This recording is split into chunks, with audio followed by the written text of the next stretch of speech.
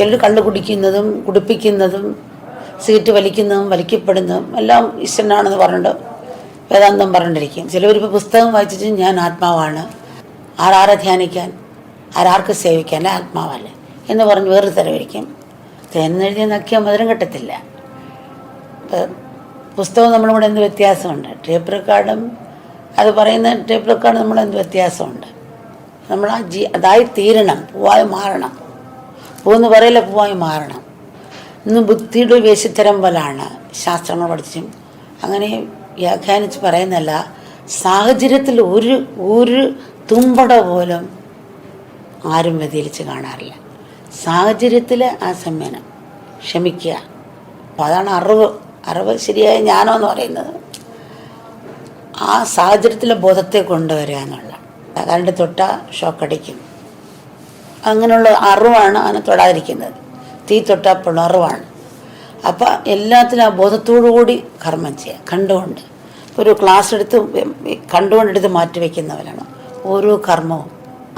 എല്ലാം ആത്മാവാണെന്ന് പറഞ്ഞിട്ട് ഒരാൾ മരിച്ചു കിടക്കുന്നിടത്തുനിന്ന് ആരും മരിക്കുന്നില്ല, എനിക്കൊന്നുമില്ല, മരിക്കുന്നുമില്ല. നമ്മൾ കുറേ പേര് മരിച്ചവരുടെ ചുറ്റും ഇങ്ങനെ വിഷമിച്ചിരിക്കുമ്പോൾ ഒരാൾ പൊട്ടിച്ചിരിച്ച് എന്തെങ്കിലും അവൻ ഭ്രാന്തനാന്ന് പറയും. അപ്പം സമൂഹബോധം ഉണ്ടാകണം. ഇതൊക്കെ മിഥ്യയാണൊന്നും ഇല്ലാത്തതാണ് ഇങ്ങനെ പറഞ്ഞ് തലമ്പ് നടക്കുകയല്ല. എപ്പോഴും അവൻ്റെ തലങ്ങൾ മനസ്സിലാക്കണം. ഒരു കുട്ടിയാണിവൻ, കുട്ടിയെ എങ്ങനെയാണ് പിച്ച് നടത്തേണ്ടത്, അവനോടൊത്ത് നമ്മൾ പിച്ച് നടക്കണം. കുട്ടിയെ പിടിച്ചുകൊണ്ട് പോകുമ്പോൾ ഓടിയ കുട്ടി മറിഞ്ഞു വരും. പ്രസവിച്ച കൊച്ചിനെ അരച്ചു കൊടുത്ത് ദഹിക്കത്തില്ല. അപ്പോൾ അവൻ തിരിച്ചുകൊണ്ട് വരണമല്ല. തനിക്കിറച്ചി തന്നെ കുട്ടിക്ക് ഇറച്ചി കൊടുത്ത് അങ്ങനെ ദഹിക്കുകയില്ല. അപ്പോൾ ഓരോന്നിനെയും തലങ്ങൾ മനസ്സിലാക്കി ആ ബോധം, അത് ജ്ഞാനമെന്നും ബോധമെന്നും രാത്രിയുടെ ലൈറ്റെന്നും. അപ്പോൾ കയറിനെ പാമ്പായി കാണില്ല, പാമ്പിനെ കയറെ കാണില്ല. എല്ലാത്തിനും അതിൻ്റെ സ്ഥാനത്ത് കണ്ടുപോകാൻ സാധിക്കും. ഒരു മറ്റുള്ള ആളുടെ ചീത്ത വിളിച്ചാൽ നമ്മളെന്ത് പറയും? അയാൾ മനസ്സേസമുള്ള ആളാണെന്നും ദേഷിക്കല്ലേ, വിട്ട് മറ്റുള്ളവർ പറയും. അങ്ങനെ നമ്മൾ സ്വീകരിക്കാനുള്ള മനസ്സ് നമുക്കുണ്ടാകും. ഇതിനെ നമ്മളൊരു എക്സ്പ്രസ് ബസ്സിൽ പോകുന്ന പോലെയാണ്.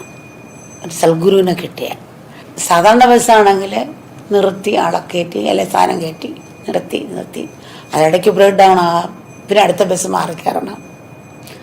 അപ്പോൾ എക്സ്പ്രസ് ആണെങ്കിൽ ഇവിടെ നിന്ന് വിട്ടാൽ ഇത്ര മണിക്കിന് അവിടെ എത്തുമെന്നുള്ള അറിയാം. ഒരു ഗുരുവിൻ്റെ സാമീപ്യം എന്ന് പറഞ്ഞാൽ അതുപോലെയാണ്.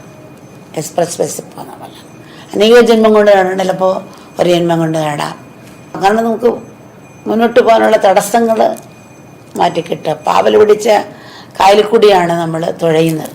അപ്പോൾ ആ ഗുരു പാവൽ മാറ്റിത്തരുന്നത്. ഇപ്പോൾ വെസ്റ്റേൺ രാജ്യത്തൊക്കെ മഞ്ഞ് വീഴുമ്പോൾ വണ്ടി വിടാൻ വിഷമമാണ്. കാരണം നിറച്ച് മഞ്ഞ് വീണ് കിടക്കുകയാണ്. അപ്പം മറ്റവർ വന്ന് തോണ്ടിക്കളഞ്ഞ് ഉപ്പിട്ട വേഗം മഞ്ഞ് വീഴും പോവും.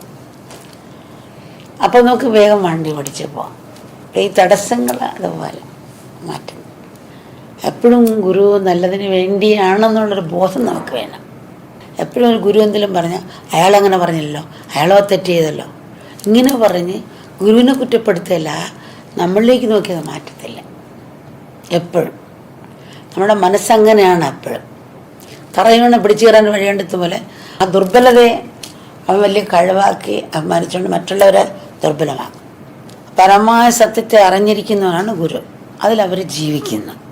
ആത്മാവാണോ എന്നുള്ള ബോധത്തോടുകൂടിയാണ്. കൂട്ടത്തിരിക്കുമ്പോൾ ഒറ്റയ്ക്കിരിക്കുമ്പോൾ താൻ ആത്മാവിലാണ് നിലനിൽക്കുന്നത്. ആ ബോധം എപ്പോഴും നിലനിർത്തിക്കൊണ്ട് പോവാണ്. എരിഞ്ഞടങ്ങിയ വിറങ്ങ് പോലെ അവരിലെ എല്ലാ ആഗ്രഹങ്ങളും കെട്ടടങ്ങിയിരിക്കുന്നു.